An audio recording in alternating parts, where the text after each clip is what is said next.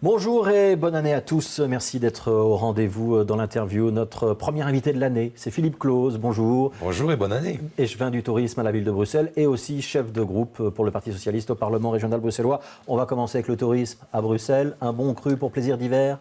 Ouais, fantastique. Franchement, le temps, les touristes, les Belges, les activités, très peu d'incidents. Vraiment un très très grand cru, d'ailleurs sans doute le meilleur, que ce soit pour les commerçants ou pour nous. On a vraiment installé une manifestation au cœur de Bruxelles et au cœur de l'activité économique de Bruxelles en décembre. Alors, elle est installée depuis longtemps, hein. C'est quand même la 12e édition. Exactement. Ça marche bien depuis quasiment la première édition. 1,5 million de visiteurs, Voilà, c'est le même chiffre que l'an dernier à peu près, légère augmentation. On compte plus vraiment, on connaît un peu les masses, qu'on regarde, c'est un peu les choses qu'on sait vraiment compter, c'est-à-dire le nombre de fréquentations de patinoires, les différents commerçants qui nous expliquent l'évolution de leur chiffre d'affaires. Et là, on voit vraiment qu'on est... Il n'y a pas un comptage centaine par centaine au jour le jour. On l'avait fait jusqu'à il y a 2-3 ans, puis à un moment donné, ça devenait un peu ridicule. Ce qui nous intéresse, c'est de savoir est-ce que les hôtels se remplissent, par exemple. Et là, on sait qu'on a de nouveau augmenté d'1%, on est à plus de 70% du taux d'occupation des chambres d'hôtel, ce qui veut véritablement dire qu'aujourd'hui, c'est plaisir d'hiver qui pèse sur l'économie bruxelloise. C'est-à-dire que s'il n'y avait pas plaisir d'hiver, on serait 15% en dessous, c'est ça? Facilement, parce qu'en décembre, il y a très peu de congrès. Très peu d'activités économiques qui se passent au mois de décembre. Et là, véritablement, avec plaisir d'hiver, on a fait venir tous les touristes le week-end. C'est grâce à la météo ou il y a une recette secrète? Mais d'abord, il y a des équipes qui travaillent toute l'année. Donc, je veux vraiment les remercier parce que c'est un boulot énorme. C'est vraiment une quinzaine de personnes toute l'année qui travaillent sur les plaisirs d'hiver. Et au-delà de ça, c'est vrai que le facteur météo joue toujours, mais il n'y aurait que le facteur météo. C'est pas pour ça que ça aurait marché. Donc, pas trop de pluie et plutôt des températures douces. C'était plutôt une bonne affaire, notamment pour tous ceux qui louent des chalets. Ça se loue combien un chalet et est-ce que l'argent va dans la poche de la ville de Bruxelles ou est-ce que c'est une opération à perte, plaisir d'hiver? Il n'y a pas d'opération à perdre, donc ça se loue entre 2 500 jusqu'à 6, 7, 10 000 euros. Ça dépend Suivant un peu l'emplacement. des emplacements et les tailles des chalets. Et en fait, c'est très simple. La manifestation coûte plus de 2 millions d'euros. La ville de Bruxelles finance la manifestation à hauteur de 400 000 euros. Et donc tout le reste, nous allons le chercher en sponsoring, en location de chalets et en diverses actions.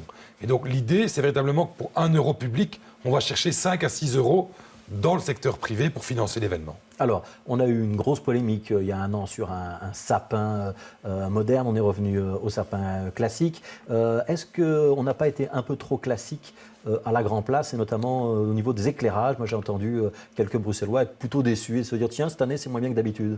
Écoutez, apparemment, on peut satisfaire jamais tout le monde. Donc, c'est vrai qu'on a essayé de jouer plus classique. On a voulu aussi entendre la population par rapport à ça. Mais je pense que l'éclairage était original. La musique était originale, elle était faite par un Bruxellois, Dan Lagman, fondateur de Telex, exactement. Et donc, on a un tout nouvel éclairage sur la Grand Place. C'est vrai qu'il est en rodage, mais qui va, à mon avis, au fur et à mesure du temps, donner de mieux en mieux. 300 000 personnes pour les installations Iceberg à la Monnaie. Et là aussi, c'est quelque chose que vous allez refaire l'année prochaine? Voilà, dans le cas des Nuits Lectrabel qu'on a déplacé de la Grand Place vers la place de la Monnaie, on a vraiment réussi avec cette attraction Iceberg à drainer le public de la rue Neuve vers le centre-ville.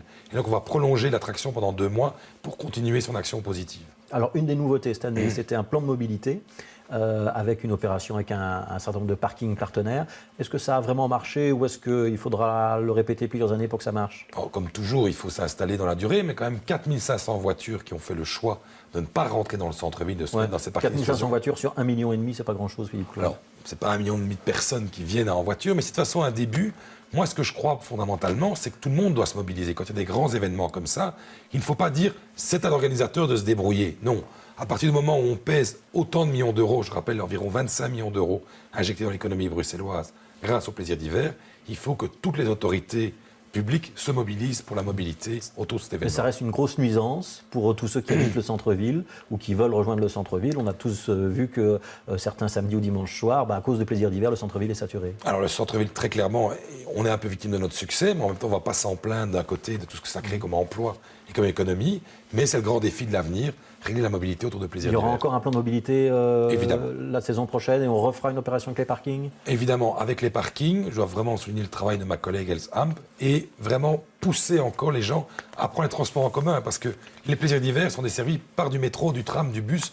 Ça ne sert à rien de venir en voiture. Alors, il y avait un décompte installé à Place de Brouckère. On a tous entendu Yvan Mayer nous parler d'un projet de Times Square à la bruxelloise. Est-ce que vous comprenez une forme maintenant d'inquiétude des commerçants qui sont en train de se dire attention, on est peut-être en train de transformer notre quartier de la rue Neuve? Alors, que les gens soient un peu angoissés, c'est normal. Notamment parce qu'on va avoir des boulevards piétonniers au centre-ville. Il faut l'entendre. Maintenant, reconnaissons que là-dedans, on a mis plutôt du temps et qu'à un moment donné, il faut décider. Le pouvoir public, il n'est pas là non plus pour attendre, parce que sinon, on ne fait rien. Je crois que ce qu'Yvan Mayer a dit, il a raison de dire maintenant, il faut exposer le projet, un délai assez court pour que tout le monde se prononce, et puis le public doit trancher, le politique doit trancher. Donc plus de voitures boulevard Anspach. Moi, je pense qu'il faut en tout cas les limiter extrêmement fort, mais surtout refaire des places. L'important, c'est pas voiture, pas voiture, c'est remettre des places, requalifier l'espace public. Ce qu'a dit Yvan Mayer, il n'est plus question de traverser de Rogier à la gare du Midi par les boulevards. Il faut que ça les gens ne sert à rien. Ouais. Le trafic de transit ne bénéficie pas à l'économie locale, ne sécurise pas. Et si vous regardez les boulevards pour l'instant, on ne peut pas dire qu'on ait tiré les enseignes vers le haut. Mais donc c'est plus de voitures du tout dans les boulevards ou c'est encore des voitures selon des modalités à définir? Écoutez, je pense qu'Yvan Mayer a donné un agenda très précis, c'est que fin du mois, le collège va trancher sa position. Ouais, la position de Philippe Claus qui est dans le collège, je pense quoi? Je pense qu'elle est très très proche de celle d'Yvan Mayer là-dessus. Ouais. Je pense qu'il faut un geste fort et un geste clairement prononcé vers une autre qualification de l'espace public. Donc ça veut dire pas de voitures, peut-être des voies pour les bus et les taxis. Mais je pense qu'il ne faut pas que la voiture, ce soit l'argument central. C'est qu'est-ce qu'on veut faire de cette place de la Bourse, qu'est-ce qu'on veut faire de cette place de Brouquet, qu'est-ce qu'on veut faire de cette place Fontenas. Ce n'est pas la voiture de dicter comment la ville doit fonctionner. C'est plutôt la ville qui doit dire comment elle veut fonctionner et la voiture doit s'adapter. Est-ce que vous comprenez l'inquiétude des commerçants qui sont en train de se dire « Oui, mais nous, on était une zone commerciale et on est en train de nous transformer un peu dans une zone touristique et on va avoir en plus la concurrence de commerces importants qui vont s'installer à Dox ou à Néo et finalement, la majorité est en train de nous laisser tomber. » Donc il faut toujours entendre les commerçants, parce que comme je dis souvent dans mes collègues, l'angoisse d'un commerçant, elle est compréhensible. Il connaît son chiffre d'affaires, tout changement l'inquiète. Moi, je le vis aussi à travers les plaisirs d'hiver. Là, il faut les convaincre, en tout cas la majeure partie. Vous savez, il y a des commerçants qui sont convaincus que de laisser les boulevards comme ils sont pour l'instant, ça n'est pas bon pour le commerce existant. Vous trouverez beaucoup de commerçants, je pense à des librairies, des choses comme ça, qui veulent un changement également. Donc plutôt les petits commerces qui sont favorables. À mon avis. Mais même les gros, je pense que des galeries comme les galeries Anspach qui ont trouvé un renouveau ont aussi intérêt à ce qu'il y ait un renouvellement, du moins qu'il y ait des parkings publics de dissuasion qui permettent d'accéder au centre-ville. Alors, je vais quitter la casquette de échevin au tourisme à Bruxelles pour prendre celle de chef de groupe au Parlement de la région bruxelloise. Vous comprenez les fonctionnaires qui ont exprimé un petit peu leur ras-le-bol, on l'a vu dans le journal tout à l'heure. Mais je vais reprendre un peu ma casquette d'échevin du personnel de la ville. Moi, ce que je veux plaider encore, je voudrais vraiment qu'on prêche pour un alignement des fonctionnaires locaux, communaux, sur les fonctionnaires régionaux. Je rappelle, à la CGSP notamment, qu'on continue à gagner moins que les fonctionnaires régionaux. Or, on sait que les communes ne sont pas dans un bon état. 15 communes sur 19 sont dans le rouge.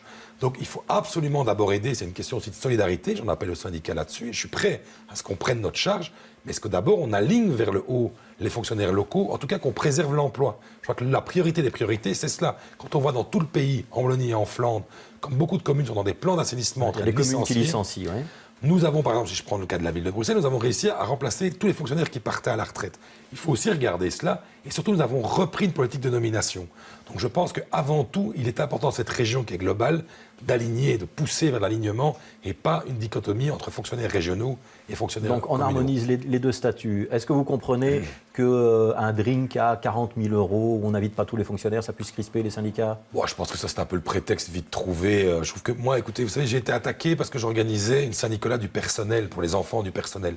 Je crois qu'à un moment donné, remercier ces fonctionnaires, moi je l'ai fait avec un bal du personnel la semaine passée, jeudi passé, c'est aussi important. On sent bien que c'est un peu une polémique qui est utilisée comme outil de revendication plus qu'autre chose. Alors, une politique socio-économique de droite s'appelait au patronat flamand. N'oubliez pas que le national-socialisme a été soutenu par une majorité des entreprises allemandes. Dans des périodes difficiles, le patronat cherche des valeurs fortes. Qui a prononcé cette déclaration? C'est Philippe Moreau. C'est Philippe Moreau. Est-ce que vous y souscrivez? Moi, je crois que c'est un peu dans l'excès. Moi, je sais qu'il est historien. Donc, ceci dit, je ne me leurre pas non plus sur ceux qui veulent nous expliquer que la bonne gouvernance, c'est à un moment donné de laisser faire le marché, qu'il ne faut pas réguler. On a vu la catastrophe en 2008 sur la non-régulation des banques. C'est aujourd'hui les citoyens qui payent ça. Maintenant, je pense que ce que nous devons trouver, notamment pour l'économie bruxelloise, c'est une véritable nouvelle économie. Parce qu'elle va très bien, l'économie bruxelloise, mais elle ne bénéficie pas assez aux habitants de Bruxelles. Et donc, c'est dans le plan de l'éducation qu'il faut maintenant se retrousser les manches. Et la région, Rudy Vervoort l'a dit, a un véritable rôle à jouer là-dedans. Et deuxièmement, c'est les nouveaux métiers de la ville. Et je pense qu'avec le tourisme, c'est aussi ça qu'on a voulu inventer, de nouveaux métiers pour les jeunes de nos quartiers. La comparaison avec la période du national-socialisme, elle était hasardeuse? Bah écoutez, j'ai moi-même fait parfois des comparaisons en termes de régions qui n'ont pas été très à droite, donc je pense que parfois il faut éviter les comparaisons. Il ne faut pas regarder en arrière, il faut regarder devant. Mais maintenant, il ne faut pas non plus, je comprends Philippe Moreau, il ne faut pas non plus que le patronat nous fasse toujours des leçons sur ce qu'il faudrait faire. Dans l'histoire a montré que parfois il s'était trompé aussi. Est-ce qu'il y a un patronat flamand et un patronat bruxellois? Et est-ce qu'ils sont si différents l'un de l'autre? Mais moi, je ne vais pas regarder ça en termes de patrons, je vais regarder ça en termes de travailleurs. Je pense qu'il y a surtout des travailleurs qui doivent être entendus et des personnes qui sont en recherche d'un travail. Je crois qu'il y a un patriotisme bruxellois qui doit exister, mais il y a aussi des patrons qui veulent faire avancer les choses, mais il y a surtout beaucoup de gens qui cherchent du boulot et à qui on doit donner une chance. Et une autre action importante du gouvernement bruxellois, c'était la garantie jeune. C'est vraiment d'offrir à chaque jeune la possibilité de directement commencer un boulot. Mais quand Philippe Moreau épingle un petit peu le patronat flamand, donc le VOCA notamment, est-ce que ça s'applique également à Bessie, l'entreprise, l'association des entrepreneurs bruxellois ou pas? Vous savez, moi je crois beaucoup à la concertation sociale et je trouve qu'elle ne se passe pas si mal à Bruxelles, que ce soit entre Bessie et les syndicats, même s'il y a des tensions. Je pense que moi je crois profondément à une social-démocratie, c'est pour ça que je suis aussi au Parti socialiste, et je crois que le mécanisme de concertation sociale, que nous avons d'ailleurs de commun avec l'Allemagne, d'ailleurs très très fort, est un mécanisme qui fonctionne bien, qui fait que les patrons et les syndicats se parlent et que l'État régule. C'est une bonne chose. Est-ce que la ville de Bruxelles appliquera les nouvelles sanctions administratives, les SAC, qui permettent notamment de poursuivre des jeunes de 14 ans, non plus de 16 ans? Non, on ne l'appliquera pas pour les mineurs. On trouve que ça, c'est évidemment sans doute pas un bon signal. Ce que nous ferons par contre, et nous sommes la commune pilote, nous avons signé un accord avec le parquet pour étendre les mesures, parce que les SAC, les sanctions administratives communales, c'est aussi une façon de rappeler la norme, de dire ce sont des comportements qui vont et qui ne vont pas, parce que la carotte c'est bien, mais de temps en temps un peu le bâton c'est bon aussi. Il faut rappeler des normes pour que nos villes soient plus propres, soient plus sûres. Le pouvoir communal, c'est vrai, est amené de plus en plus à devoir réagir, et le bourgmestre ne doit pas pouvoir être impuissant en disant ce n'est pas mon ressort. Donc il y aura des sanctions administratives pour les petites incivilités, mais au-dessus de 16 ans, pas en dessous de 16 ans. Exactement, avec l'ancien modèle, nous allons entamer certaines discussions avec les différentes organisations de jeunesse, mais nous n'étions pas spécialement demandeurs pour en descendre en dessous de 16 ans. Nous pensons qu'en dessous de 16 ans, c'est un mécanisme protectionnel qui doit se mettre en place. Je pense que c'est celui-là qui est important. Vous serez candidat aux élections régionales. Oui. Yvan Mayer sera candidat aux élections législatives. Je pense qu'il l'a déclaré. Ouais. Est-ce que c'est un duo ou un deal Mayer à la Chambre, close à la région? C'est pas un deal, parce que d'abord, on ne décide pas de nos places à la région et au fédéral, on décide de nos places. Ouais. On vous a souvent présenté comme un duo, et à la fois un couple, mais aussi parfois un couple en concurrence interne. Je pense qu'on a fait 3 accords de majorité, avec Freddy Tillmans d'ailleurs. Et donc c'est vrai qu'on a vite décidé de s'entendre plutôt que de s'opposer. Et moi je dois reconnaître que quand je suis arrivé au Parti Socialiste, une des premières personnalités que j'ai rencontrées, c'était Yvan Mayer. Donc voilà, alors les gens ont beaucoup essayé de nous opposer, je l'ai dit souvent sur votre plateau, ils peuvent toujours essayer, je pense qu'ils n'y arriveront pas. On arrive à faire nos arbitrages, nous ne pensons pas toujours la même chose, mais nous nous retrouvons toujours sur l'essentiel. Ce sera un bon bourgmestre? Je pense. Philippe Claus, merci d'avoir été l'invité de l'interview. Demain, c'est Damien Thierry qui est passé du FDF OMR qui sera notre invité. Bonne journée à tous.